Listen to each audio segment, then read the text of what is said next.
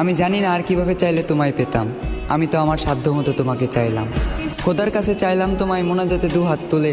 তোমারও চাওয়া উচিত ছিল, কিভাবে পাবো তোমায় তুমি আমায় না চাইলে। আমার চাওয়াটা বেশি কিছু ছিল না, আমার চাওয়াটা ছিল খুবই সামান্য। চেয়েছিলাম এই জীবনের পথে তোমার হাত ধরেই হাঁটবো। তবে দেখো, আজ এই জীবনটাই থেমে আছে তোমার জন্য।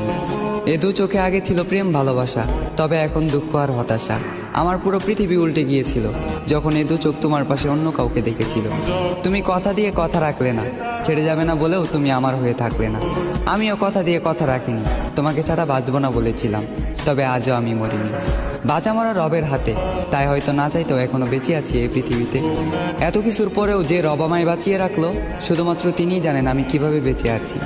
আজ আমি সবার চোখের আড়ালে চোখের পানি মুছি, সবাইকে দেখাই সুস্থতা, মুখে মুচকি হাসি।